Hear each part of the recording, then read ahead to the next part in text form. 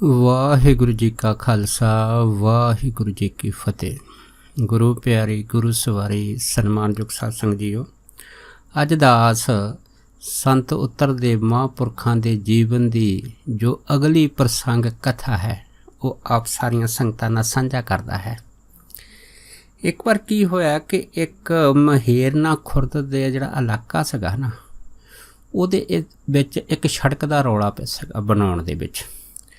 ਉਸ ਸੜਕ ਦੇ ਰੌਲੇ ਦੇ ਵਿੱਚ ਇੱਕ ਪਾਸੇ ਸ਼ਮਸ਼ੇਰ ਸਿੰਘ ਲੰਬੜਦਾਰ ਅਤੇ ਦੂਸਰੇ ਪਾਸੇ ਸੀਗੇ ਗੁਰਦੇਵ ਸਿੰਘ ਮਾਸਟਰ। ਇਹਨਾਂ ਦੋਨਾਂ ਗਰੁੱਪਾਂ ਦਾ ਜਿਹੜਾ ਨਾ ਆਪਸ ਵਿੱਚ ਝਗੜਾ ਚੱਲਦਾ ਸੀਗਾ। ਸੋ ਇਹ ਝਗੜਾ ਜਿਹੜਾ ਸੀਗਾ ਉਹ ਇੰਨਾ ਵੱਧ ਗਿਆ ਸੀਗਾ ਕਿ ਇੱਥੇ ਜਿਹੜਾ ਖੂਨ ਖਰਾਬਾ ਹੋਣ ਦਾ ਜਿਹੜਾ ਸੀ ਬਹੁਤ ਭਾਰੀ ਖਦਸ਼ਾ ਬਣ ਗਿਆ। ਸੋ ਇਸ ਪਿੰਡ ਦੀ ਜਿਹੜੀ ਨਾ ਸੰਗਤ ਦੂਸਰੀ ਸੀ, ਉਹਨੇ ਸਾਰਿਆਂ ਨੇ ਇਕੱਠੇ ਹੋ ਕੇ ਫੈਸਲਾ ਕੀਤਾ ਕਿ ਉਹ ਨਾ ਆਪਾਂ ਜਾ ਕੇ ਸੰਤ ਬਾਬਾ ਉੱਤਰਦੇਵ ਜੀ ਦੇ ਕੋਲ ਜਾ ਕੇ ਇਹ ਜਿਹੜੇ ਪਿੰਡ ਦਾ ਜੋ ਲੜਾਈ ਦਾ ਮਸਲਾ ਹੈ ਸੜਕ ਦਾ, ਉਹਨਾਂ ਤੋਂ ਇਹਨਾਂ ਦੀ ਸਹਾਇਤਾ ਲਈ ਜਾਵੇ। ਇਹ ਸੋਚ ਕੇ ਸਾਰੀ ਜਿਹੜੀ ਸੰਗਤ ਸੀਗੀ ਉਹ ਇਕੱਠੀ ਹੋ ਕੇ ਸੰਤਾਂ ਮਹਾਂਪੁਰਖਾਂ ਦੇ ਪਾਸ ਜਦ ਪਹੁੰਚੀ ਹੈਗੀ ਆ। ਫਿਰ ਉੱਥੇ ਪਤਾ ਲੱਗਾ ਕਿ ਸੰਤਾਂ ਦੇ ਜਿਹੜਾ ਬਰਨਾਲਾ ਇਲਾਕਾ ਹੈਗਾ ਉਹਦੇ ਵਿੱਚ ਆਪਣੀ ਜ਼ਮੀਨ ਦੇ ਵਿੱਚ ਬਰਸੀਨ ਬੀਜਿਆ ਅਤੇ ਇਹਦੀ ਸੇਵਾ ਜਾਂਦੇ ਜਾਂਦੇ ਜ਼ਰੂਰ ਕਰਨੀ ਚਾਹੀਦੀ ਹੈ। ਇਹ ਸੋਚ ਕੇ ਸਾਰੀ ਸੰਗਤ ਨੇ ਪਹਿਲਾਂ ਬਰਸੀਨ ਵੱਢਿਆ, ਫਿਰ ਇਹਦਾ ਟੋਕਾ ਕਰਕੇ ਉੱਥੇ ਜਿਹੜੀਆਂ ਗਾਈਆਂ ਰੱਖੀਆਂ ਸੀ ਮਹਾਂਪੁਰਖਾਂ ਨੇ, ਉਹਨਾਂ ਨੂੰ ਜਿਹੜਾ ਸੀਗਾ ਇਹ ਬਰਸੀਨ ਪਾ ਤਾ। ਉਸ ਤੋਂ ਬਾਅਦ ਫਿਰ ਸਾਰੀ ਸੰਗਤ ਨੇ ਬੈਠ ਕੇ ਇਹ ਫੈਸਲਾ ਕੀਤਾ ਕਿ ਹੁਣੇ ਜਾ ਕੇ ਆਪਾਂ ਮਹਾਂਪੁਰਖਾਂ ਨੂੰ ਜ਼ਰੂਰ ਮਿਲਣਾ ਹੈਗਾ। ਸੋ ਉਹਨਾਂ ਦੇ ਵਿੱਚ ਬਖਤੌਰ ਸਿੰਘ ਜਿਹੜੇ ਸੀਗੇ ਇਸ ਸਾਰੀ ਸੰਗਤ ਦੇ ਜਿਹੜੇ ਸੀਗੇ ਉਹ ਮੁਖੀਏ ਸੀਗੇ। ਸੋ ਉਹ ਸਾਰੀ ਸੰਗਤ ਨੂੰ ਨਾਲ ਲੈ ਕੇ ਮਹਾਂਪੁਰਖਾਂ ਦੇ ਕੋਲ ਪਹੁੰਚੇ ਆ। ਜਦ ਮਹਾਂਪੁਰਖਾਂ ਦੇ ਕੋਲ ਪਹੁੰਚੇ ਆ ਅਤੇ ਇੱਧਰ ਮਹਾਂਪੁਰਖਾਂ ਨੂੰ ਵੀ ਕਿਉਂਕਿ ਉਹ ਪਹਿਲਾਂ ਹੀ ਖਬਰ ਜਿਹੜੀ ਉਹ ਲੱਗ ਚੁੱਕੀ ਹੁੰਦੀ ਹੈ, ਇਸ ਕਰਕੇ ਮਹਾਂਪੁਰਖ ਜਿਹੜੇ ਸੀ ਉਹ ਪਹਿਲਾਂ ਹੀ ਜਾਣ ਵਾਸਤੇ ਇਹਨਾਂ ਦੇ ਨਾਲ ਤਿਆਰ ਸੀਗੇ। ਇਸ ਕਰਕੇ ਮਹਾਂਪੁਰਖਾਂ ਨੇ ਬਿਨਾਂ ਕਿਸੇ ਇਹਨਾਂ ਦੇ ਕਹਿਣ ਤੋਂ ਪਹਿਲਾਂ ਹੀ ਕਹਿ ਤਾ ਕਿ ਭਾਈ ਠੀਕ ਆ, ਅਸੀਂ ਤਾਂ ਤੁਹਾਡੇ ਨਾਲ ਪਹਿਲਾਂ ਹੀ ਜਾਣ ਨੂੰ ਤਿਆਰ ਹਾਂ, ਤੁਸੀਂ ਜਿੱਥੇ ਵੀ ਸਾਨੂੰ ਲਿਜਾਣਾ ਚਾਹੋ ਲੈ ਸਕਦੇ ਹਾਂ। ਸੋ ਜਦ ਮਹਾਂਪੁਰਖਾਂ ਨੇ ਮਹੇਰਨੇ ਖੁਰਦ ਜਿਹੜੇ ਸੀਗਾ ਉੱਥੇ ਜਾਣ ਦਾ ਸਾਰੀ ਸੰਗਤ ਨੂੰ ਹਾਮੀ ਭਰ ਦਿੱਤੀ ਆ। ਉਸ ਟਾਈਮ ਇਹਨਾਂ ਨੇ ਇੱਕ ਜਿਹੜਾ ਪ੍ਰੇਮੀ ਸੀਗਾ ਜਿਹਦਾ ਨਾਂ ਛੋਟਾ ਦੀਨ ਸੀਗਾ ਉਹਨੂੰ ਸਾਈਕਲ 'ਤੇ ਜਾ ਕੇ ਭੇਜਿਆ ਕਿ ਰਾਹ ਦੇ ਵਿੱਚ ਜਿੰਨੇ ਵੀ ਪਿੰਡ ਆਉਂਦੇ ਉਹਨਾਂ ਪਿੰਡਾਂ 'ਚ ਜਾ ਕੇ ਖਬਰ ਦੇ ਦਿਓ ਕਿ ਸੰਤ ਉੱਤਰਦੇਵ ਜੀ ਜਿਹੜੇ ਹੈਗੇ ਆ ਉਹ ਇਸ ਇਲਾਕੇ ਥਾਣੀ ਜਿਹੜੇ ਹੈ ਉਹ ਲੰਘ ਰਹੇ ਆ। ਸੋ ਇਹਨਾਂ ਪਿੰਡਾਂ ਦੇ ਵਿੱਚ ਧਲੇਰ ਪਿੰਡ ਆਉਂਦਾ ਸੀ, ਚਨੇਰ ਪਿੰਡ ਹੁੰਦਾ ਸੀਗਾ। ਇਸ ਤਰ੍ਹਾਂ ਪਿੰਡਾਂ ਦੇ ਵਿੱਚ ਜਦੋਂ ਮਹਾਂਪੁਰਖ ਲੰਘੇ ਆ ਅਤੇ ਇਸ ਛੋਟਾ ਦੀਨ ਨੇ ਸਾਰੇ ਸਾਈਕਲਾਂ 'ਤੇ ਜਾ ਕੇ ਖਬਰ ਕਰ ਦਿੱਤੀ। ਸੋ ਪਿੰਡਾਂ ਦੀਆਂ ਜਿਹੜੀਆਂ ਸੰਗਤਾਂ ਸੀਗੀਆਂ ਉਹ ਰਸਤੇ ਦੇ ਆ ਕੇ ਪਹਿਲਾਂ ਹੀ ਖਲੋ ਗਈਆਂ ਮਹਾਂਪੁਰਖਾਂ ਦੇ ਸਵਾਗਤ ਵਾਸਤੇ। ਇਸ ਤਰ੍ਹਾਂ ਜਦੋਂ ਮਹਾਂਪੁਰਖ ਜਿਹੜੇ ਸੀਗੇ ਉਹ ਇਸ ਇਲਾਕੇ ਵਿੱਚ ਦੀ ਲੰਘੇ ਆ, ਸਾਰੀਆਂ ਸੰਗਤਾਂ ਸਵਾਗਤ ਕਰਦੀਆਂ ਗਈਆਂ। ਅਖੀਰ ਉਹ ਜਿਹੜੇ ਸੀ ਮਹਾਂਪੁਰਖ ਫਿਰ ਮਹੇਰਨੇ ਖੁਰਦ ਪਹੁੰਚ ਗਏ। ਜਦ ਪਹੁੰਚੇ ਆ ਅਤੇ ਇੱਥੇ ਵੀ ਸੰਗਤ ਨੇ ਜਿਹੜਾ ਸੀਗਾ ਉਹ ਇੱਥੇ ਮਹਾਂਪੁਰਖਾਂ ਦਾ ਭਰਮਾ ਜਿਹੜਾ ਸਵਾਗਤ ਕੀਤਾ ਹੈਗਾ। ਇਸ ਤੋਂ ਬਾਅਦ ਸੰਤ ਜਿਹੜੇ ਮਹਾਂਪੁਰਖ ਸੀਗੇ ਉਹਨਾਂ ਨੇ ਫਿਰ ਕਰਤਾਰ ਸਿੰਘ ਦੇ ਘਰ ਚਰਨ ਪਾਏ ਆ। ਚਰਨ ਪਾ ਕੇ ਫਿਰ ਇੱਥੇ ਹੀ ਜਿਹੜੀ ਸੰਗਤ ਸੀਗੀ ਇਕੱਠੀ ਹੋਈ, ਇੱਥੇ ਹੀ ਮਹਾਂਪੁਰਖਾਂ ਨੇ ਫਿਰ ਬਚਨ ਬਲਾਸ ਕੀਤੇ ਆ। ਬਚਨ ਬਲਾਸ ਕਰਕੇ ਜਦ ਅਗਲਾ ਦਿਨ ਹੋਇਆ ਨਾ ਅਤੇ ਮਹਾਂਪੁਰਖ ਬਾਹਰ ਖੇਤਾਂ 'ਚ ਗਏ ਆ ਅਤੇ ਇਸੇ ਪਿੰਡ ਦੇ ਜਿਹੜੇ ਮੇਜਰ ਸਿੰਘ ਜੋ ਸਰਪੰਚ ਸੀਗੇ ਇਹ ਸਵੇਰੇ ਅੰਮ੍ਰਿਤ ਵੇਲੇ ਦੁੱਧ ਗਰਮ ਕਰਕੇ ਮਹਾਂਪੁਰਖਾਂ ਨੂੰ ਛਕਾਉਣ ਵਾਸਤੇ ਇਹਨਾਂ ਦੇ ਪਿੱਛੇ ਚਲੇ ਗਏ। ਜਦ ਗਏ ਅਤੇ ਮਹਾਂਪੁਰਖਾਂ ਨੇ ਫਿਰ ਮੇਜਰ ਸਿੰਘ ਨੂੰ ਪੁੱਛਿਆ ਸੀਗਾ ਵੀ ਇਹ ਜਿਹੜਾ ਪਿੰਡ 'ਚ ਸੜਕ ਦਾ ਰੌਲਾ ਪਿਆ ਹੈਗਾ ਅਤੇ ਇਸ ਰੌਲੇ ਦਾ ਕਾਰਨ ਕੀ ਆ। ਫਿਰ ਮੇਜਰ ਸਿੰਘ ਸਰਪੰਚ ਨੇ ਦੱਸਿਆ ਸੀਗਾ ਜੀ ਇੱਕ ਪਾਸੇ ਤਾਂ ਸ਼ਮਸ਼ੇਰ ਸਿੰਘ ਲੰਬੜਦਾਰ ਵਾ ਅਤੇ ਦੂਸਰੇ ਪਾਸੇ ਜਿਹੜੇ ਹੈਗੇ ਉਹ ਗੁਰਦੇਵ ਸਿੰਘ ਮਾਸਟਰ ਵਾ, ਜਿਹੜੇ ਕਹਿੰਦੇ ਸਾਡੇ ਮਾਸੀ ਦੇ ਪੁੱਤਰ ਹੀ ਲੱਗਦੇ ਹੈਗੇ ਆ। ਸੋ ਜਦੋਂ ਮੇਜਰ ਸਿੰਘ ਨੇ ਸਾਰੀ ਗੱਲਬਾਤ ਦੱਸ ਦਿੱਤੀ ਮਹਾਂਪੁਰਖਾਂ ਨੂੰ, ਫਿਰ ਮਹਾਂਪੁਰਖ ਕਹਿਣ ਲੱਗੇ ਵੀ ਅਗਰ ਅਸੀਂ ਤੁਹਾਡੇ ਨਾਲ ਕੋਈ ਗੱਲ ਕਰੀਏ ਤਾਂ ਤੁਹਾਡਾ ਜਿਹੜਾ ਮਾਸੀ ਦਾ ਪੁੱਤਰ ਵਾ ਗੁਰਦੇਵ ਸਿੰਘ ਉਹ ਕੀ ਸਾਡਾ ਕਹਿਣਾ ਮੰਨ ਲਊਗਾ। ਅਤੇ ਫਿਰ ਮੇਜਰ ਸਿੰਘ ਸਰਪੰਚ ਕਹਿਣ ਲੱਗੇ ਕਿ ਜੀ ਮਹਾਂਪੁਰਖੋ ਤੁਹਾਡਾ ਤਾਂ ਬਚਨ ਕੋਈ ਨਹੀਂ ਮੋੜਦਾ ਹੈਗਾ, ਤੁਸੀਂ ਜੋ ਵੀ ਕਹੋ ਉਹ ਤੁਹਾਡਾ ਬਚਨ ਹਰੇਕ ਆਦਮੀ ਜਿਹੜਾ ਹੈਗਾ ਉਹ ਸਿਰ ਮੱਥੇ ਮੰਨ ਲੈਂਦਾ ਹੈ। ਸੋ ਫਿਰ ਮਹਾਂਪੁਰਖ ਕਹਿੰਦੇ ਚੱਲ ਠੀਕ ਹੈ, ਤੂੰ ਇਸ ਤਰ੍ਹਾਂ ਕਰ, ਗੁਰਦੇਵ ਸਿੰਘ ਮਾਸਟਰ ਹੁਣਾਂ ਨੂੰ ਸਾਡੇ ਪਾਸ ਲੈ ਕੇ ਆ।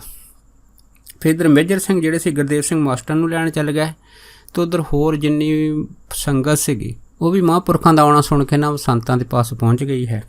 ਤੇ ਇਧਰੋਂ ਜਦੋਂ ਗੁਰਦੇਵ ਸਿੰਘ ਮਾਸਟਰ ਜਿਹੜੇ ਸੀ ਮਹਾਂਪੁਰਖਾਂ ਦੇ ਕੋਲ ਸਾਹਮਣੇ ਆਏ ਆ ਤੇ ਇਹਨਾਂ ਨੇ ਵੀ ਆ ਕੇ ਮਹਾਂਪੁਰਖਾਂ ਨੂੰ ਮੱਥਾ ਟੇਕਿਆ। ਜਦ ਮੱਥਾ ਟੇਕਿਆ ਹੈਗਾ ਤੇ ਫਿਰ ਮਹਾਂਪੁਰਖਾਂ ਨੇ ਫਿਰ ਗੁਰਦੇਵ ਸਿੰਘ ਨੂੰ ਹੈ ਨਾ ਇਹ ਗੱਲ ਆਖੀ ਆ, ਕਹਿਣ ਲੱਗੇ ਦੇਖ ਭਾਈ, ਝਗੜਾ ਕਰਨ ਦਾ ਕੋਈ ਫਾਇਦਾ ਨਹੀਂ ਹੁੰਦਾ ਹੈਗਾ, ਕਿਉਂਕਿ ਫਾਇਦਾ ਉਹਦਾ ਹੁੰਦਾ ਹੈਗਾ ਜਿਹੜਾ ਆਦਮੀ ਝਗੜੇ ਤੋਂ ਪਿੱਛੋਂ ਹਟ ਜਾਵੇ, ਤੇ ਜਿਹੜਾ ਝਗੜੇ ਤੋਂ ਪਿੱਛੋਂ ਹਟੇ ਹੈ ਨਾ ਉਹਨੂੰ ਕਦੇ ਕੋਈ ਘਾਟਾ ਨਹੀਂ ਪੈਂਦਾ ਹੈਗਾ। ਤੇ ਬਾਕੀ ਅਗਰ ਤੇਰੇ ਮਨ ਦੇ ਵਿੱਚ ਕੋਈ ਸੰਸਾ ਸ਼ਮਾ ਹੈਗਾ ਕਿ ਮੈਨੂੰ ਜਿਹੜਾ ਹੈ ਨਾ ਘਾਟਾ ਪੈ ਜਾਏਗਾ, ਬਾਕੀ ਇਸ ਘਾਟੇ ਨੂੰ ਅਸੀਂ ਪੂਰਾ ਕਰ ਦਿਆਂਗੇ। ਜਦ ਮਹਾਂਪੁਰਖਾਂ ਨੇ ਇਸ ਤਰ੍ਹਾਂ ਦੀ ਜਿਹੜੀ ਸੀ ਉਹ ਗੱਲ ਇਹਦੇ ਨਾਲ ਕੀਤੀ ਹੈਗੀ ਆ ਗੁਰਦੇਵ ਸਿੰਘ ਮਾਸਟਰ ਹੋਣਾ ਨਾਲ, ਤੇ ਗੁਰਦੇਵ ਸਿੰਘ ਮਾਸਟਰ ਜਿਹੜੇ ਸੀ ਨੀਵੀਂ ਪਾ ਕੇ ਮਹਾਂਪੁਰਖਾਂ ਦੇ ਬਚਨ ਸੁਣਦੇ ਰਹੇ ਆ। ਫਿਰ ਮਹਾਂਪੁਰਖਾਂ ਨੂੰ ਆਖਿਆ ਸੀਗਾ ਕਿ ਅਗਰ ਤੂੰ ਝਗੜੇ ਤੋਂ ਪਿੱਛੋਂ ਹਟ ਜਾਏਗਾ ਹੈ ਨਾ, ਤੇ ਫਿਰ ਇਸ ਤਰ੍ਹਾਂ ਕਰਦੇ ਹਾਂ ਕਿ ਅਸੀਂ ਤੇਰੀ ਮਿਹਨਤ ਕਰ ਲੈਂਦੇ ਹਾਂ, ਜੇ ਨਹੀਂ ਤਾਂ ਤੂੰ ਇਸ ਤਰ੍ਹਾਂ ਕਰ 5-7 ਬੰਦੇ ਲੈ ਕੇ ਹੈ ਨਾ ਸ਼ਮਸ਼ੇਰ ਸਿੰਘ ਦੇ ਘਰ ਜਾ ਕੇ ਉਹਦੇ ਪੈਰੀਂ ਹੱਥ ਲਾ ਦੇ, ਤਾਂ ਉਹਨੂੰ ਇਹ ਵੀ ਕਹਿ ਦੇਣਾ ਹੈਗਾ ਕਿ ਜਿਵੇਂ ਤੇਰਾ ਦਿਲ ਕਰਦਾ ਤੂੰ ਸੜਕ ਕੱਢ ਲੈ, ਇਹਦੇ ਵਿੱਚ ਤੇਰਾ ਗਵਾਚੇਗਾ ਕੁਛ ਨਹੀਂ, ਕਿਉਂਕਿ ਤੈਨੂੰ ਲਾਭ ਹੀ ਲਾਭ ਪ੍ਰਾਪਤ ਹੋਏਗਾ। ਸੋ ਇਹ ਗੱਲ ਜਿਹੜੀ ਸੀ ਹੈ ਨਾ ਗੁਰਦੇਵ ਸਿੰਘ ਮਾਸਟਰ ਦੇ ਮਨ ਦੇ ਵਿੱਚ ਜਿਹੜੀ ਸੀਗੀ ਉਹ ਕਰ ਗਈ। ਉੱਧਰੋਂ ਇਹ ਗੱਲ ਕਿਸੇ ਬੰਦੇ ਨੇ ਸ਼ਮਸ਼ੇਰ ਸਿੰਘ ਜਿਹੜੇ ਸੀਗੇ ਲੰਬੜਦਾਰ ਉਹਨਾਂ ਨੂੰ ਜਾ ਕੇ ਦੱਸ ਦਿੱਤੀ ਵੀ ਮਾਸਟਰ ਹੁਣੀ ਤਾਂ ਤੁਹਾਡੇ ਜਿਹੜੇ ਹੈ ਪੈਰੀਂ ਹੱਥ ਲਾਉਣ ਵਾਸਤੇ ਤਿਆਰ ਹੋ ਗਏ ਆ। ਸੋ ਜਿਹੜੇ ਸ਼ਮਸ਼ੇਰ ਸਿੰਘ ਸੀਗੇ ਲੰਬੜਦਾਰ ਇਹ ਨਹੀਂ ਮਨ 'ਚ ਸੋਚਿਆ ਕਿ ਮਹਾਂਪੁਰਖਾਂ ਦੇ ਕਹੇ ਤੇ ਉੱਤੇ ਅਗਰ ਗੁਰਦੇਵ ਸਿੰਘ ਮੇਰੇ ਪੈਰੀਂ ਹੱਥ ਲਾਉਣ ਵਾਸਤੇ ਤਿਆਰ ਹੋ ਗਿਆ ਤੇ ਜੇ ਉਹਨਾਂ ਨੇ ਮੇਰੇ ਪੈਰੀਂ ਹੱਥ ਲਾਤਾ ਤੇ ਫਿਰ ਮੇਰਾ ਬਚੂਗਾ ਕੀ। ਭਾਵ ਕਿ ਆ ਬੜੀ ਗਹਿਰੀ ਜਿਹੜੀ ਨਾ ਸੋਚ ਸੀਗੀ ਉਹ ਵੀ ਸ਼ਮਸ਼ੇਰ ਸਿੰਘ ਦੇ ਮਨ ਦੇ ਵਿੱਚ ਆ ਗਈ ਆ।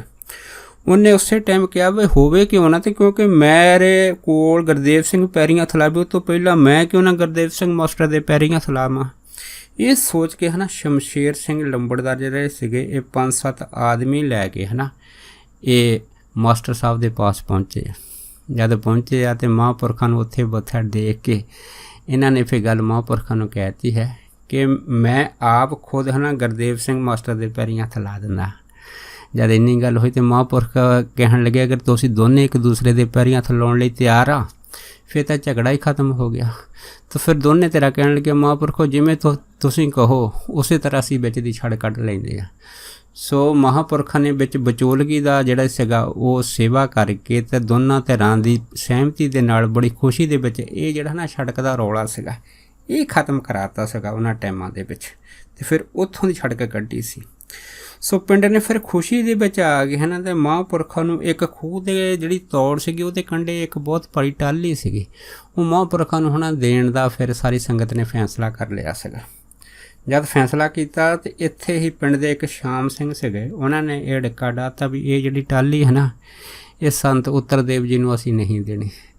ਸੋ ਜਦੋਂ ਨੇ ਡਿੱਕਾ ਡਾਹਿਆ ਤੇ ਸੰਗਤਾਂ ਨੇ ਇਹ ਜਿਹੜਾ ਡਿੱਕਾ ਸੀਗਾ ਇਹਦੀ ਖਬਰ ਮਹਾਂਪੁਰਖਾਂ ਨੂੰ ਦਿੱਤੀ, ਤੇ ਫਿਰ ਮਹਾਂਪੁਰਖ ਹੱਸ ਕੇ ਕਹਿਣ ਲੱਗੇ ਵੀ ਦਰਅਸਲ ਗੱਲ ਇਹ ਆ ਇਹ ਜਿਹੜੀ ਟਾਹਲੀ ਦੀ ਜੜ ਜੂਨ ਆ ਹੈ ਨਾ ਇਹਦੀ ਅਰਜ਼ਾ ਪੂਰੀ ਹੋ ਗਈ ਹੈ। ਅਗਰ ਇਹ ਟਾਹਲੀ ਤੁਸੀਂ ਗੁਰੂ ਦੇ ਸੰਗਤ ਜਾਂ ਲੰਗਰ ਵਾਸਤੇ ਨਹੀਂ ਦਓਗੇ ਤੇ ਫਿਰ ਇਹ ਆਪਣੇ ਆਪ ਹੀ ਡਿੱਗ ਜਾਊਗੀ। ਤੇ ਬਾਕੀ ਸੰਗਤ ਨੂੰ ਮਹਾਂਪੁਰਖ ਨੇ ਇਸ ਤਰ੍ਹਾਂ ਕਹਿ ਦਿੱਤਾ ਕਿ ਭਾਈ ਤੁਸੀਂ ਸ਼ਾਮ ਸਿੰਘ ਨੂੰ ਜਾ ਕੇ ਹੈ ਨਾ ਇਸ ਟਾਹਲੀ ਦੇ ਜਿਹੜੇ ਹੈਗੇ ਪੈਸੇ ਜ਼ਰੂਰ ਦੇ ਦਿਓ। ਪਰ ਜਦ ਸੰਗਤ ਜਿਹੜੀ ਸੀ ਸ਼ਾਮ ਸਿੰਘ ਦੇ ਘਰ ਪਹੁੰਚੀ ਜਾਂ ਜਿਹੜਾ ਅੜਿੱਕਾ ਡਾਉਂਦਾ ਸੀ ਸ਼ਖਸ ਜਦ ਉਹਨੂੰ ਪੈਸੇ ਦੇਣ ਪਹੁੰਚੀ ਆ ਤਾਂ ਸ਼ਾਮ ਸਿੰਘ ਜਿਹੜਾ ਸੀਗਾ ਸੰਗਤ ਦਾ ਇਹ ਫੈਸਲਾ ਦੇਖ ਕੇ ਬੜਾ ਹੈਰਾਨ ਹੋਇਆ ਤੇ ਮਨ ਵਿੱਚ ਬੜਾ ਸ਼ਰਮਿੰਦਾ ਹੋਇਆ।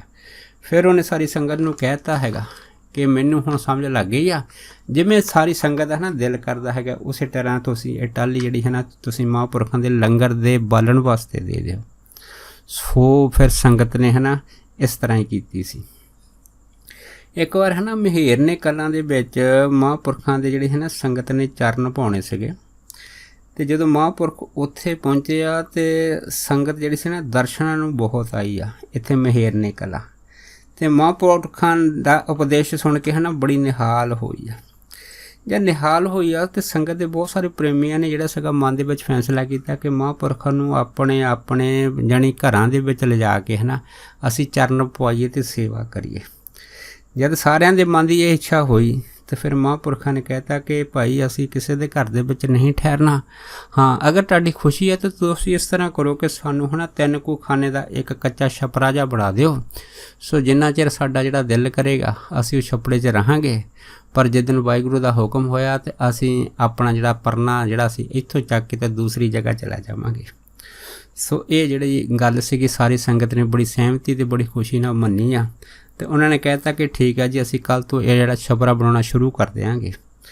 ਇੱਧਰ ਉਸ ਪਿੰਡ ਦੇ ਇੱਕ ਨਰੈਣ ਸਿੰਘ ਸੀਗੇ, ਉਹਨਾਂ ਦਾ ਸੰਤਾਂ ਨਾਲ ਬੜਾ ਪ੍ਰੇਮ ਸੀ। ਸੋ ਮਹਾਂਪੁਰਖ ਫਿਰ ਜਿਹੜੇ ਸੀਗੇ ਉਹ ਨਰੈਣ ਸਿੰਘ ਦੇ ਕਹਿਣ ਦੇ ਉੱਤੇ ਜਦ ਇਹਨਾਂ ਦੇ ਘਰ ਪਹੁੰਚੇ ਆ ਤੇ ਇਹਨਾਂ ਦੀ ਮਾਤਾ ਜਿਹੜੀ ਹਰਨਾਮ ਕੌਰ ਸੀਗੀ ਹੈ ਨਾ, ਮਹਾਂਪੁਰਖਾਂ ਦਾ ਘਰ ਦੇ ਵਿੱਚ ਚਰਨ ਪਿਆ ਦੇਖ ਕੇ ਬਹੁਤ ਜ਼ਿਆਦਾ ਨਿਹਾਲ ਹੋਈ ਸੀ, ਬਹੁਤ ਖੁਸ਼ ਹੋਈ ਸੀ।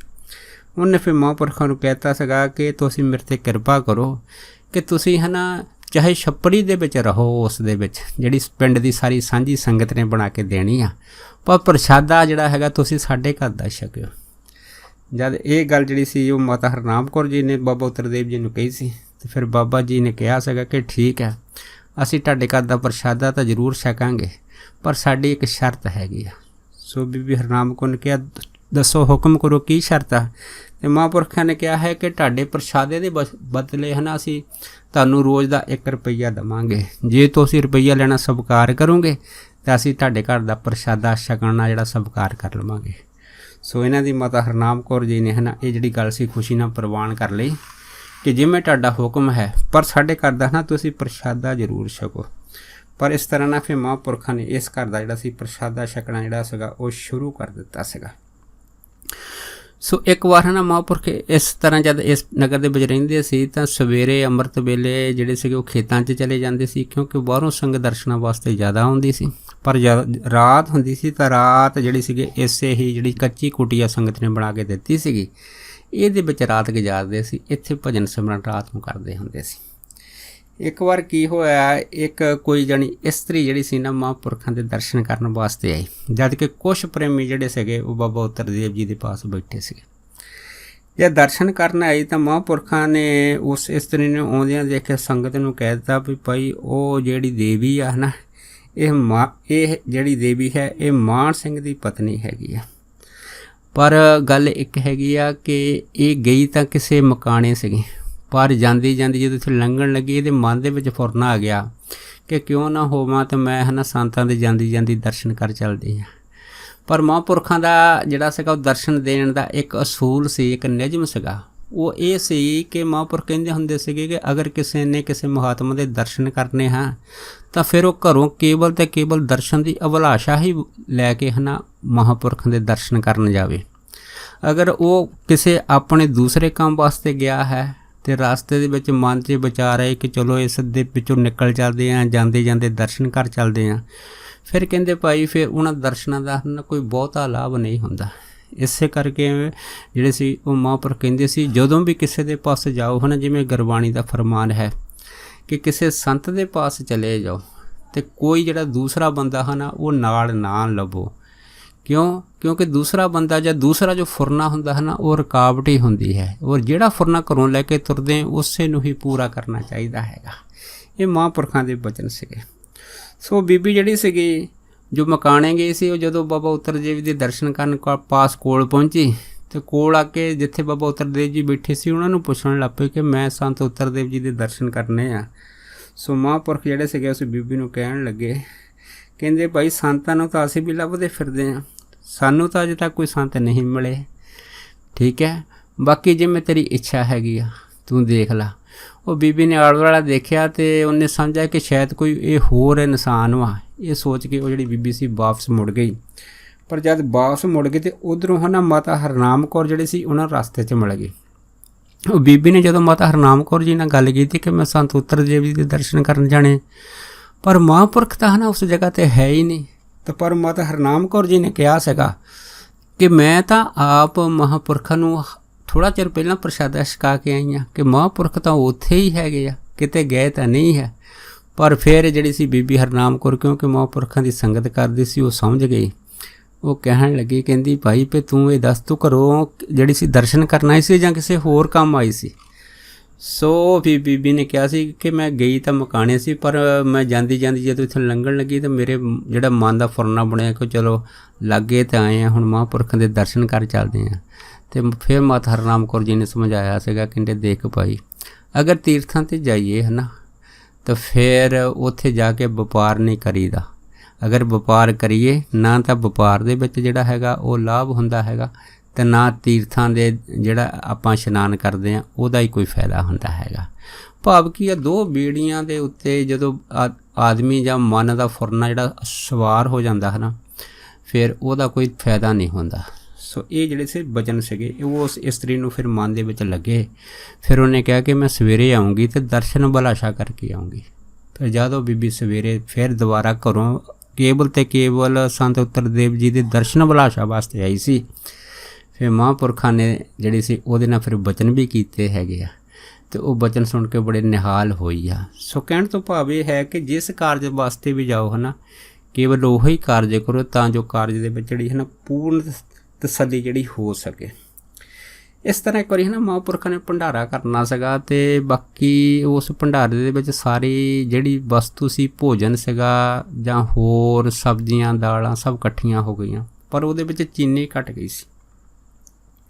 ਜਦ ਚੀਨੀ ਘਟੀ ਹੈ ਨਾ, ਅਤੇ ਇਸ ਚੀਨੀ ਦੀ ਜਿਹੜੀ ਖਬਰ ਸੀਗੀ ਉਹ ਬਲਦੇਵ ਸਿੰਘ ਸਰਪੰਚ ਉਹਨਾਂ ਟਾਈਮਾਂ ਦੇ ਵਿੱਚ ਸੀਗੇ, ਉਹਨਾਂ ਨੂੰ ਵੀ ਲੱਗੀ ਆ। ਉਹਨਾਂ ਨੇ ਬਾਬਾ ਉੱਤਰਦੇਵ ਜੀ ਨੂੰ ਕਹਿ ਦਿੱਤੀ ਇਹ ਗੱਲ ਕਿ ਦੇਖੋ ਜੀ ਸਾਡੇ ਪਿੰਡ ਦੇ ਵਿੱਚ ਸਾਂਝੀ ਚੀਨੀ ਮਿਲਦੀ ਆ, ਅਤੇ ਜੇ ਤੁਸੀਂ ਕਹੋ ਤਾਂ ਅਸੀਂ ਉਹ ਸਾਂਝੀ ਜਿਹੜੀ ਚੀਨੀ ਹੈਗੀ ਆ ਉਹ ਸਾਰੀ ਲੈ ਕੇ ਤਾਂ ਭੰਡਾਰੇ ਦੇ ਵਿੱਚ ਪਾ ਦਿੰਦੇ ਆ। ਪਰ ਮਹਾਂਪੁਰਖ ਨੇ ਕਿਹਾ ਕਿ ਇਸ ਤਰ੍ਹਾਂ ਨਹੀਂ ਆਪਾਂ ਕਰਨੀ, ਬਾਕੀ ਜਿਹਦਾ ਭੰਡਾਰਾ ਹੈ ਉਹ ਆਪ ਹੀ ਕੁਛ ਨਾ ਕੁਛ ਉੱਦਮ ਕਰੇਗਾ, ਕੁਛ ਨਾ ਕੁਛ ਜਿਹੜਾ ਹੈਗਾ ਉਹ ਇਸ ਭੰਡਾਰੇ ਨੂੰ ਸਫਲ ਬਣਾਉਣ ਵਾਸਤੇ ਹੈ ਨਾ ਆਪਣੀ ਮਿਹਰ ਜੋ ਹੈਗੀ ਆ ਉਹਦਾ ਕਿਣਕਾ ਇਸ ਭੰਡਾਰੇ 'ਚ ਜ਼ਰੂਰ ਕਰੇਗਾ। ਸੋ ਇਹ ਜਿਹੜੀ ਗੱਲ ਸੀਗੀ ਇਹ ਮਹਾਂਪੁਰਖ ਕਹਿ ਕੇ ਜਿਹੜੇ ਸੀਗੇ ਚੁੱਪ ਕਰ ਗਏ। ਪਰ ਅਗਲੇ ਦਿਨ ਕੀ ਹੋਇਆ, ਇੱਕ ਰਾਜਾ ਸਾਹਿਬ ਜਿਹੜੇ ਸੀਗੇ ਉਹ ਚੀਨੀ ਦੀਆਂ 3 ਬੋਰੀਆਂ ਲੈ ਕੇ ਭੰਡਾਰੇ ਤੋਂ ਠੀਕ ਪਹਿਲਾਂ ਜਦ ਚੀਨੀ ਲੈ ਕੇ ਪਹੁੰਚੇ ਆ, ਪਰ ਸੰਗਤ ਨੇ ਜਦ ਰਾਜਾ ਸਾਹਿਬ ਨੂੰ ਪੁੱਛਿਆ ਕਿ ਇਹ ਚੀਨੀ ਕਿਸ ਨੇ ਭੇਜੀ ਹੈਗੀ ਆ, ਅਤੇ ਫਿਰ ਰਾਜਾ ਸਾਹਿਬ ਨੇ ਦੱਸਿਆ ਸੀਗਾ ਇਹ ਚੀਨੀ ਤਾਂ ਸੰਤ ਬਾਬਾ ਉੱਤਰਦੇਵ ਜੀ ਨੇ ਭੇਜੀ ਹੈਗੀ। ਉਹ ਪਰ ਸੰਗਤ ਕਹਿਣ ਲੱਗੀ ਕਿ ਸੰਤ ਉੱਤਰਦੇਵ ਜੀ ਤਾਂ ਜਿਹੜੇ ਹੈ ਉਹ ਕਿਤੇ ਗਏ ਹੀ ਨਹੀਂ ਹੈ, ਅਤੇ ਉਹਨੇ ਚੀਨੀ ਕਿੱਥੋਂ ਭੇਜ ਦੇਣੀ ਆ। ਪਰ ਰਾਜਾ ਸਾਹਿਬ ਨੇ ਦੱਸਿਆ ਸੀਗਾ ਕਿ ਸੰਤ ਉੱਤਰਦੇਵ ਜੀ ਵੀ ਮੇਰੇ ਪਾਸ ਆਏ ਸੀ, ਅਤੇ ਉਹਨਾਂ ਨੇ ਆ ਕੇ ਫਿਰ ਇੱਕ ਦੁਕਾਨਦਾਰ ਤੋਂ 3 ਬੋਰੀਆਂ ਜਿਹੜੀ ਚੀਨੀ ਲਈ ਸੀਗੀ, ਅਤੇ ਉਹਦੇ ਪੈਸੇ ਵੀ ਦਿੱਤੇ ਸੀਗੇ, ਅਤੇ ਤਾਂ ਫਿਰ ਮੈਂ 3 ਬੋਰੀਆਂ ਚੀਨੀ ਜਿਹੜੀ ਲੈ ਕੇ ਆਇਆ। ਪਰ ਜਦ ਸੰਗਤ ਨੂੰ ਜਦ ਰਾਜਾ ਸਾਹਿਬ ਨੇ ਇਹ ਦੱਸਿਆ ਸੀਗਾ, ਫਿਰ ਸੰਗਤ ਇਹ ਸੁਣ ਕੇ ਬੜੀ ਹੈਰਾਨ ਹੋਈ। ਪਰ ਮਹਾਂਪੁਰਖਾਂ ਦੀ ਇਹ ਜਿਹੜੀ ਪ੍ਰਤੱਖ ਕਲਾ ਹੈ ਨਾ ਇਹਨੂੰ ਜਾਣਦੀ ਹੋਈ ਜਿਹੜੀ ਸੀ ਉਹ ਬਹੁਤ ਹੀ ਜਿਹੜੀ ਮਨ ਹੀ ਮਨ ਪ੍ਰਸੰਨ ਹੋਈ ਕਿ ਕਿਵੇਂ ਸੰਤ ਉੱਤਰਦੇਵ ਜੀ ਸਰੀਰ ਵਿੱਚ ਹੁੰਦੇ ਹੋਏ ਵੀ ਹੈ ਨਾ ਸੂਖਮ ਸਰੀਰ ਰਾਹੀਂ ਦੂਸਰੀ ਜਗ੍ਹਾ 'ਤੇ ਜਾ ਕੇ ਇਹ ਜਿਹੜੇ ਭੰਡਾਰੇ ਦੇ ਕਾਰਜ ਹੈਗੇ ਸੁੱਤੇ ਸਿੱਧੀ ਕਰ ਲੈਂਦੇ ਹੈ। ਇਸ ਤਰ੍ਹਾਂ ਇੱਕ ਘਟਨਾ ਜਿਹੜੀ ਹੈਗੀ ਆ ਉਹ ਮੁਰੱਬੇ ਬੰਦਿਆਂ ਦੀ ਆ, ਕਿਉਂਕਿ ਜਿਸ ਟਾਈਮ ਮੁਰੱਬੇਬੰਦੀ ਹੋਈ ਸੀ ਉਹਨਾਂ ਟਾਈਮਾਂ ਦੇ ਵਿੱਚ ਜਿਹੜੇ ਤਾਂ ਧਨਾੜ ਬੰਦੇ ਸੀ, ਅਮੀਰ ਸੀਗੇ, ਉਹ ਪਟਵਾਰੀਆਂ ਦੇ ਨਾਲ ਮਿਲ ਕੇ ਹੈ ਨਾ ਜਿਹੜੀਆਂ ਬਚੀਆਂ ਜ਼ਮੀਨਾਂ ਸੀਗੀਆਂ ਉਹ ਆਪਣੇ ਜਿਹੜੇ ਨਾਮ ਕਰਾ ਲੈਂਦੇ ਸੀਗੇ। ਇਸੇ ਤਰ੍ਹਾਂ ਹੈ ਨਾ ਇੱਕ ਪਾਲਾ ਸਿੰਘ ਦੀ ਥੋੜ੍ਹੀ ਜ਼ਮੀਨ ਸੀ ਜਿਹੜੀ ਘਰ ਦੇ ਉਹਦੇ ਅੱਗੇ ਸੀਗੀ, ਅਤੇ ਉਸ ਦੇ ਉੱਤੇ ਹੈ ਨਾ ਇੱਕ ਬੂਟਾ ਸਿੰਘ ਨਾਮ ਦਾ ਜਿਹੜਾ ਬੰਦਾ ਸੀ ਉਹਨੇ ਪਟਵਾਰੀ ਨਾਲ ਮਿਲ ਕੇ ਨਾ ਉੱਤੇ ਜਿਹੜਾ ਕਬਜ਼ਾ ਕਰ ਲਿਆ। ਜਦ ਕਬਜ਼ਾ ਕਰ ਲਿਆ ਅਤੇ ਫਿਰ ਬੂਟਾ ਸਿੰਘ ਨੇ ਕਬਜ਼ੇ ਦੇ ਵਿੱਚ ਅਣਖ ਦੇ ਵਿੱਚ ਪਾਲਾ ਸਿੰਘ ਨੂੰ ਇਹ ਕਹਿ ਦਿੱਤਾ ਕਿ ਅੱਜ ਤੋਂ ਬਾਅਦ ਹੈ ਨਾ ਤੁਹਾਡੇ ਘਰ ਦਾ ਕੋਈ ਵੀ ਬੰਦਾ ਜਿਹੜਾ ਹੈਗਾ ਮੇਰੇ ਖੇਤ ਦੇ ਵਿੱਚ ਪੈਰ ਨਾ ਪਾਵੇ, ਕਿਉਂਕਿ ਖੇਤ ਜਿਹੜਾ ਸੀਗਾ ਉਹਨਾਂ ਦੇ ਘਰ ਦੇ ਸਾਹਮਣੇ ਜ਼ਮੀਨ ਲੱਗਦੀ ਸੀ। ਅਤੇ ਪਾਲਾ ਸਿੰਘ ਦੇ ਜਿਹੜੇ ਪਰਿਵਾਰ ਦੇ ਸੀਗੇ ਜਦੋਂ ਸਵੇਰਾ ਹੁੰਦਾ ਸੀ ਜਦ ਜੰਗਲ ਪਾਣੀ ਜਿਹੜਾ ਸੀ ਜਾਣਾ ਹੁੰਦਾ ਸੀਗਾ ਤਾਂ ਉਹ ਲਾਗੇ ਜਾਏ ਆਉਂਦੇ ਹੁੰਦੇ ਸੀ। ਪਰ ਬੂਟਾ ਸਿੰਘ ਦੇ ਕਹਿਣ ਦੇ ਉੱਤੇ ਹੈ ਨਾ ਫਿਰ ਉਹ ਪਰਿਵਾਰ ਨੂੰ ਜਿਹੜਾ ਜੰਗਲ ਪਾਣੀ ਸੀਗਾ ਉਹ ਵੀ ਫਿਰ ਦੂਰ ਜਾਣਾ ਪੈਂਦਾ ਸੀਗਾ। ਸੋ ਪਾਲਾ ਸਿੰਘ ਦੇ 2 ਲੜਕੇ ਸੀਗੇ, ਇੱਕ ਦਾ ਨਾਂ ਦਰਸ਼ਨ ਸਿੰਘ, ਦੂਸਰੇ ਦਾ ਨਾਂ ਸ਼ੇਰ ਸਿੰਘ ਸੀਗਾ। ਉਹਨਾਂ ਨੇ ਇਹ ਜਿਹੜੀ ਮੁਸ਼ਕਿਲ ਸੀ ਨਾ ਇਹ ਬਾਬਾ ਜੀ ਨੂੰ ਜਾ ਕੇ ਦੱਸੀ ਆ। ਜਦ ਸੰਤ ਉੱਤਰਦੇਵ ਜੀ ਨੂੰ ਸਾਰੀ ਦੱਸੀ ਆ ਅਤੇ ਫਿਰ ਸੰਤਾਂ ਨੇ ਜਿਹੜੀ ਸੀ ਇਹ ਗੱਲ ਕਹੀ ਸੀ, ਕਹਿੰਦੇ ਭਾਈ ਕੋਈ ਵਕਤ ਹੁੰਦਾ ਹੈਗਾ, ਇਸ ਕਰਕੇ ਹੈ ਨਾ ਇਹ ਜਿਹੜਾ ਮਾੜਾ ਵਕਤ ਹੁੰਦਾ ਕੁਛ ਸਮਾਂ ਹੁੰਦਾ ਇਹ ਨਿਮਰਤਾ ਨਾਲ ਕੱਢ ਲਓ। ਬਾਕੀ ਰਹੀ ਜ਼ਮੀਨ ਦੀ ਗੱਲ, ਜਦੋਂ ਸਮਾਂ ਨਿਕਲ ਗਿਆ ਹੈ ਨਾ ਜ਼ਮੀਨ ਕਿਤੇ ਨਹੀਂ ਜਾਂਦੀ, ਜ਼ਮੀਨ ਆਪਣੇ ਆਪ ਹੀ ਜਿਹੜੀ ਹੈਗੀ ਉਹ ਤੁਹਾਡੇ ਕੋਲ ਆ ਜਾਊਗੀ। ਦੇਖੋ ਮਹਾਂਪੁਰਖਾਂ ਦਾ ਬਚਨ ਸੱਤ ਹੋਇਆ।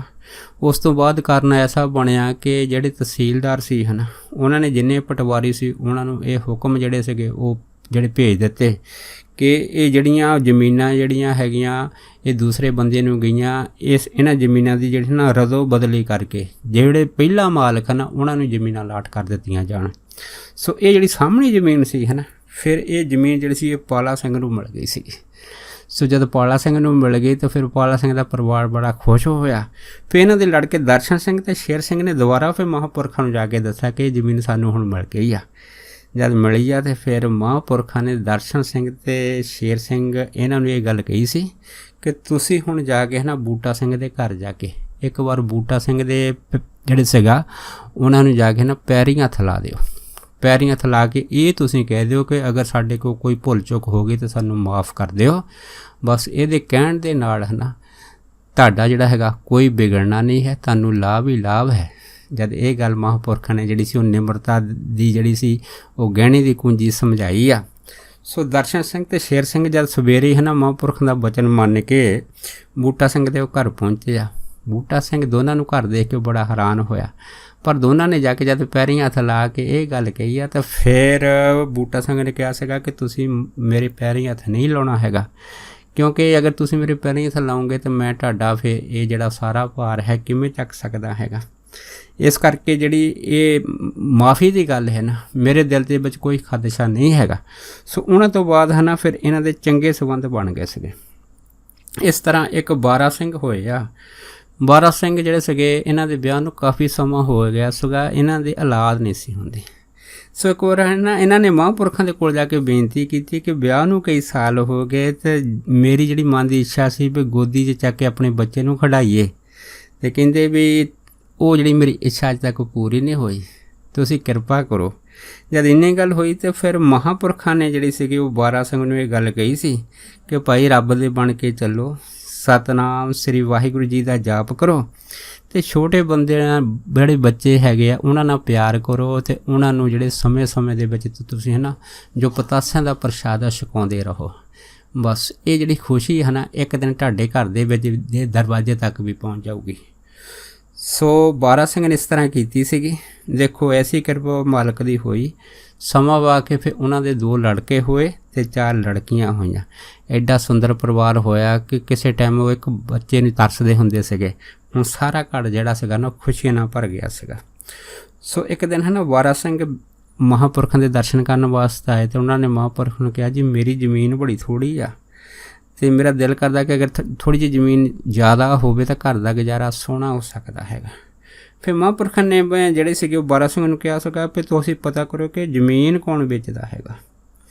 ਜਦ ਇੰਨੀ ਗੱਲ ਹੋਈ ਆ ਤਾਂ ਫਿਰ ਜਿਹੜੀ ਜ਼ਮੀਨ ਹੈ ਨਾ ਬਾਰਾ ਸਿੰਘ ਨੇ ਜਿਹੜੀ ਸੀ ਉਹ ਮਹਾਂਪੁਰਖਾਂ ਨੂੰ ਦਿਖਾਈ ਸੀ ਅਤੇ ਮਹਾਂਪੁਰਖ ਜਦ ਉਸ ਜ਼ਮੀਨ 'ਚ ਆਏ ਆ, ਜ਼ਮੀਨ ਦੇਖ ਕੇ ਕਹਿਣ ਲੱਗੇ ਵੀ ਇਸ ਜ਼ਮੀਨ ਦਾ ਹੈ ਨਾ ਸਾਡੇ ਨਾਲ ਕੋਈ ਸੰਬੰਧ ਨਹੀਂ ਆ, ਕਿਉਂਕਿ ਇਹ ਜ਼ਮੀਨ ਜਿਹੜੀ ਹੈਗੀ ਆ ਇਹਨੇ ਤੁਹਾਨੂੰ ਅੰਨ ਦਾਣਾ ਨਹੀਂ ਦੇਣਾ ਹੈਗਾ, ਇਸ ਕਰਕੇ ਇਹ ਜ਼ਮੀਨ ਜਿਹੜੀ ਹੁਣ ਖਰੀਦਣੀ ਹੈਗੀ ਇਹ ਮੁਨਾਸਿਬ ਨਹੀਂ ਹੈ।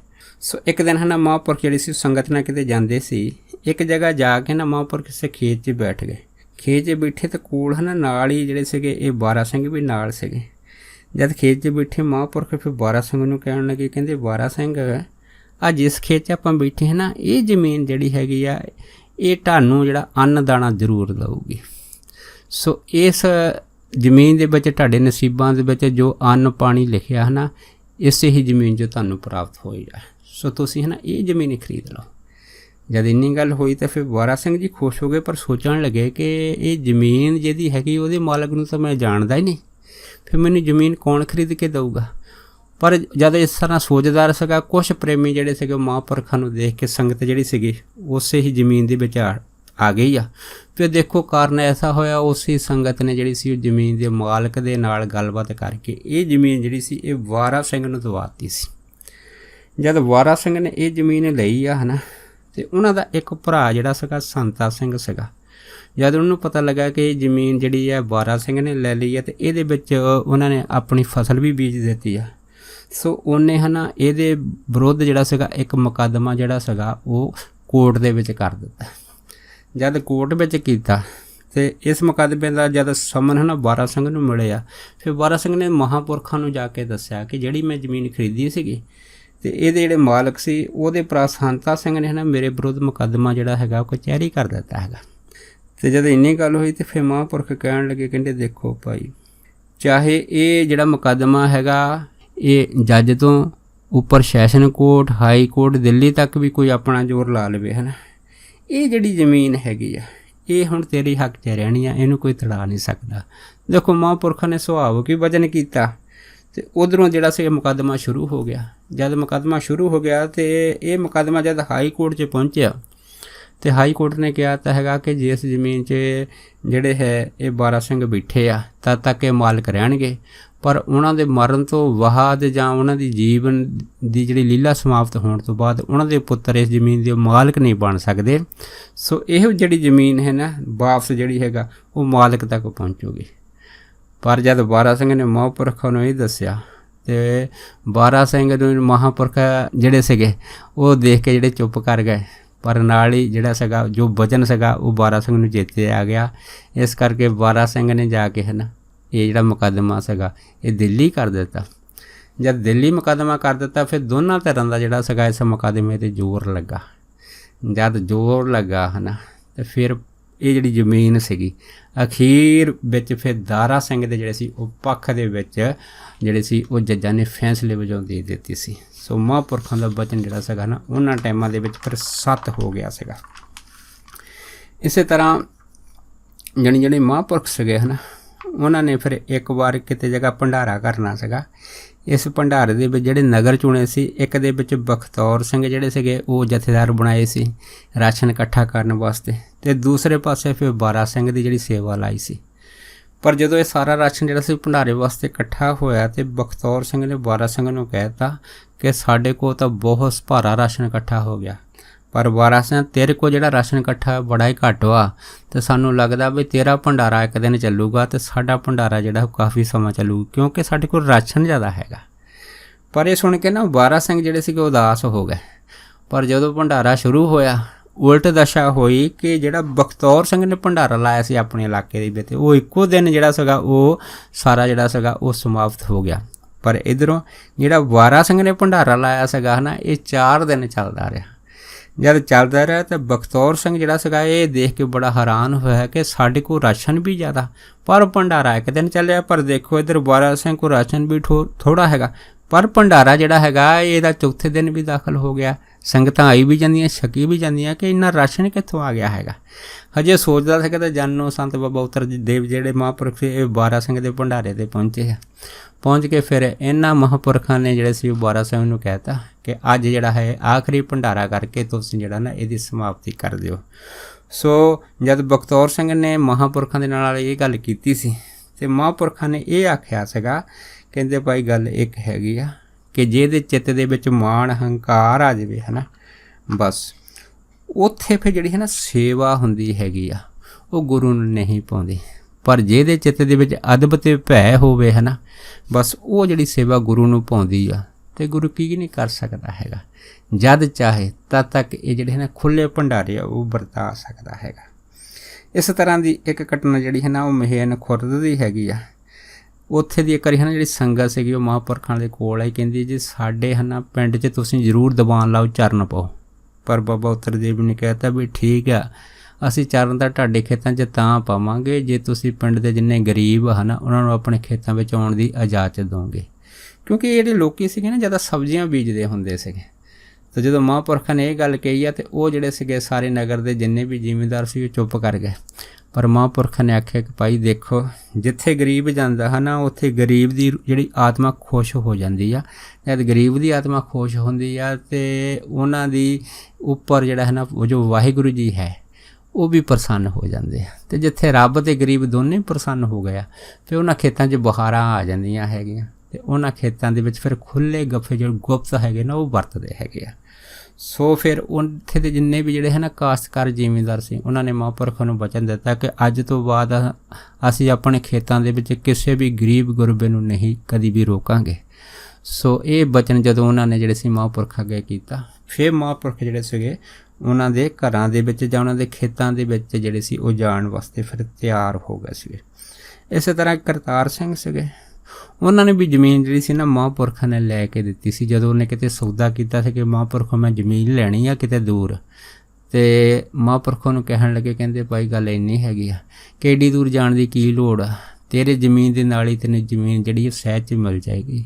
ਸੋ ਉੱਥੇ ਵੀ ਮਹਾਂਪੁਰਖਾਂ ਦਾ ਜਿਹੜਾ ਵਚਨ ਸੱਤ ਹੋਇਆ ਉੱਥੇ ਵੀ ਕਰਤਾਰ ਸਿੰਘ ਜਿਹੜੇ ਸੀਗੇ ਉਹਨਾਂ ਨੂੰ ਜਿਹੜੀ ਆਪਣੀ ਜ਼ਮੀਨ ਸੀ ਨਾਲ ਲੱਗਦੀ ਜ਼ਮੀਨ ਜਿਹੜੀ ਸੀ ਉਹ ਪ੍ਰਾਪਤ ਹੋ ਗਈ ਸੀ। ਇਸੇ ਤਰ੍ਹਾਂ ਹੈ ਨਾ ਇੱਕ ਵਾਰੀ ਹੈ ਨਾ ਮਹਾਂਪੁਰਖ ਸੰਗਾਂ 'ਚ ਬੈਠੇ ਸੀਗੇ। ਉਹਨਾਂ ਸੰਗਾਂ ਦੇ ਵਿੱਚ ਹੈ ਨਾ ਮੇਜਰ ਸਿੰਘ ਬੈਠੇ ਸੀਗੇ। ਮਹਾਂਪੁਰਖ ਇਸ ਤਰ੍ਹਾਂ ਨਾ ਬਚਨ ਬਲਾਸ ਕਰਦੇ ਸੀ। ਜਦ ਬਚਨ ਬਲਾਸ ਕਰਦੇ ਸੀਗੇ ਤਾਂ ਮੇਜਰ ਸਿੰਘ ਦੇ ਮਨ 'ਚ ਆਈ ਕਿ ਮਹਾਂਪੁਰਖ ਬਚਨ ਪਲਾਸ ਕਰਦੇ ਆ, ਸੰਗਤ ਵੀ ਦੂਰੋਂ ਆਈ ਆ, ਕਿਉਂ ਨਾ ਹੋਵੇ ਮੈਂ ਆਪਣੇ ਘਰ ਵਿੱਚ ਜਾ ਕੇ ਹੈ ਨਾ ਚਾਹ ਜਿਹੜੀ ਹੈਗੀ ਆ ਉਹ ਬਣਾ ਕੇ ਸਾਰੀ ਸੰਗਤ ਨੂੰ ਛਕਾਵਾਂ। ਇਹ ਸੋਚ ਕੇ ਹੈ ਨਾ ਮੇਜਰ ਸਿੰਘ ਜਿਹੜੇ ਸੀਗੇ ਉਹ ਘਰ ਚਲੇ ਗਏ। ਉਹਨਾਂ ਨੇ ਘਰ ਜਾ ਕੇ ਹੈ ਨਾ ਆਪਣੀ ਉਹਨਾਂ ਦੀ ਜਿਹੜੀ ਪਤਨੀ ਸੀ ਜਿਹਦਾ ਨਾਂ ਗੁਰਬਚਨ ਕੌਰ ਸੀ ਨੂੰ ਕਹਿ ਦਿੱਤਾ ਕਿ ਮਹਾਂਪੁਰਖ ਆਏ ਆ, ਕੁਛ ਸੰਗਤ ਵੀ ਕਾਫੀ ਆਈ ਆ, ਤੇ ਤੂੰ ਇਸ ਤਰ੍ਹਾਂ ਕਰ ਜਲਦੀ ਨਾ ਹੈ ਨਾ ਥੋੜ੍ਹੀ ਚਾਹ ਬਣਾ ਕੇ ਜਿਹੜੀ ਸੰਗਤ 'ਚ ਲੈ ਕੇ ਆ। ਸੋ ਇਹ ਕਹਿ ਕੇ ਮੇਜਰ ਸਿੰਘ ਵਾਪਸ ਜਿਹੜੇ ਸੀ ਉਹ ਉਸ ਮਹਾਂਪੁਰਖਾਂ ਦੇ ਕੋਲ ਸੰਗਤ 'ਚ ਬੈਠ ਗਏ, ਅਤੇ ਇੱਧਰੋਂ ਉਹਨਾਂ ਦੀ ਜਿਹੜੀ ਪਤਨੀ ਜਿਹਦਾ ਨਾਂ ਗੁਰਬਚਨ ਕੌਰ ਸੀ ਹੈ ਨਾ ਚਾਹ ਬਣਾਉਣ ਲੱਗ ਪਏ।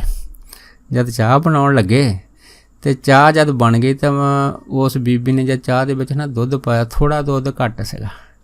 ਜਦ ਘੱਟ ਸੀ ਤਾਂ ਚਾਹ ਜਿਹੜੀ ਸੀ ਉਹ ਦੇਖਣ ਨੂੰ ਕੋਈ ਚੰਗੀ ਨਹੀਂ ਲੱਗੀ। ਉਸ ਬੀਬੀ ਨੇ ਸੋਚਿਆ ਵੀ ਚਾਹ ਜਿਹੜੀ ਹੈਗੀ 'ਚ ਦੁੱਧ ਘੱਟ ਹੈ, ਚੰਗੀ ਨਹੀਂ ਲੱਗੀ, ਮੈਂ ਹੋਰ ਦੁੱਧ ਪਾ ਦਿਆਂ। ਇਹ ਸੋਚ ਕੇ ਉਸ ਬੀਬੀ ਨੇ ਹੈ ਨਾ ਵੀ ਹੋਰ ਜ਼ਿਆਦਾ ਦੁੱਧ ਚਾਹ 'ਚ ਪਾ ਤਾ ਤਾਂ ਜੋ ਜਿਹੜਾ ਚਾਹ ਦਾ ਰੰਗ ਨਾ ਚਿੱਟਾ ਹੋ ਜਾਵੇ।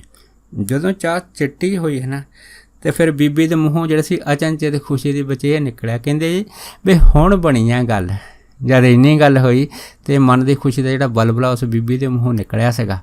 ਇਹ ਬੀਬੀ ਉਸੇ ਟਾਈਮ ਉਹ ਚਾਹ ਲੈ ਕੇ ਜਦ ਮਹਾਂਪੁਰਖਾਂ ਦੇ ਕੋਲ ਪਹੁੰਚੀ ਆ, ਜਦ ਕੋਲ ਪਹੁੰਚ ਕੇ ਬਾਬਾ ਉੱਤਰ ਦੇਵ ਜੀ ਨੂੰ ਉਹਨੇ ਨਮਸਕਾਰ ਕੀਤੀ, ਮੱਥਾ ਟੇਕਿਆ ਅਤੇ ਚਾਹ ਲੈ ਕੇ ਬੈਠੀ।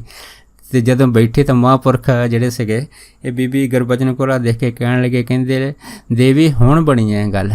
ਜਦ ਇੰਨੀ ਗੱਲ ਹੋਈ ਤਾਂ ਬੀਬੀ ਗੁਰਬਚਨ ਕੌਰ ਜੀ ਜਿਹੜੇ ਸੀ ਉਹ ਵੀ ਬੜੇ ਹੈਰਾਨ ਹੋਏ ਵੀ ਮੈਂ ਮਹਾਂਪੁਰਖਾਂ ਨੇ ਕੀ ਬਚਨ ਕਰ ਦਿੱਤਾ ਹੈਗਾ। ਫਿਰ ਮਹਾਂਪੁਰਖ ਕਹਿਣ ਲੱਗੇ, ਬੀਬੀ ਵੀ ਇਹ ਦੱਸ, ਜਦੋਂ ਤੂੰ ਚਾਹ ਬਣਾ ਕੇ ਹਟੀ ਸੀ ਇਹ ਗੱਲ ਮੇਰੀ ਨੇ ਤੂੰ ਹੀ ਕਹੀ ਸੀ ਕਿ ਹੁਣ ਬਣੀ ਹੈ ਗੱਲ। ਜਦ ਇੰਨੀ ਗੱਲ ਹੋਈ ਤਾਂ ਬੀਬੀ ਗੁਰਬਚਨ ਕੌਰ ਨੂੰ ਸਾਰੀ ਗੱਲ ਜਿਹੜੀ ਚਾਹ ਬਣਾਉਣ ਦੇ ਵਿੱਚ ਜਿਹੜੀ ਘਟਨਾ ਸੀ ਉਹ ਯਾਦ ਆ ਗਈ ਕਿ ਤਾਂ ਉਹਨੇ ਇਹ ਗੱਲ ਹੈ ਨਾ ਸਾਰੀ ਸੰਗਤ 'ਚ ਸਾਂਝੀ ਕੀਤੀ ਕਿ ਪਹਿਲਾਂ ਚਾਹ 'ਚ ਦੁੱਧ ਘੱਟ ਗਿਆ ਸੀਗਾ ਅਤੇ ਚਾਹ ਜਿਹੜੀ ਸੀਗੀ ਥੋੜ੍ਹੇ ਰੰਗ ਦੀ ਕਾਲੀ ਸੀ। ਸੋ ਮੈਂ ਜ਼ਿਆਦਾ ਦੁੱਧ ਪਾ ਕੇ ਨਾ ਜਦੋਂ ਚਾਹ ਚਿੱਟੀ ਹੋ ਗਈ ਅਤੇ ਮੇਰੇ ਮੂੰਹੋਂ ਕੁਦਰਤੀ ਨਿਕਲਿਆ ਕਿ ਹੁਣ ਬਣੀ ਹੈ ਗੱਲ।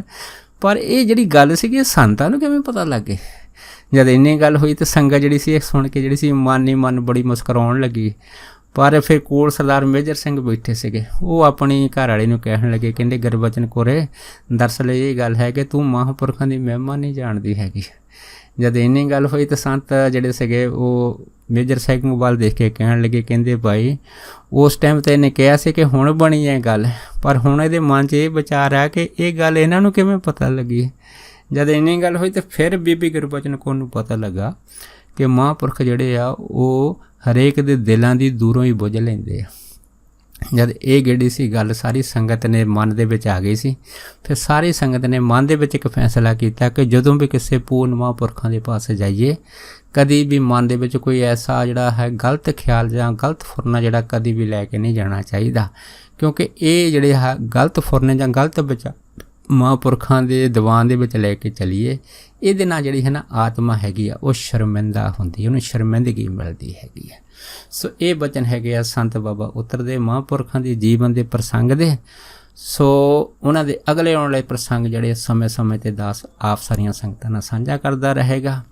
ਸੋ ਹੁਣ ਦਾਸ ਨੂੰ ਛੁੱਟੀਆਂ ਬਖਸ਼ੋ, ਹੋਈਆਂ ਭੁੱਲਾਂ ਚੁੱਕਾਂ ਦੀ ਜਿਹੜੀ ਖਿਮਾ ਬਖਸ਼ਣੀ।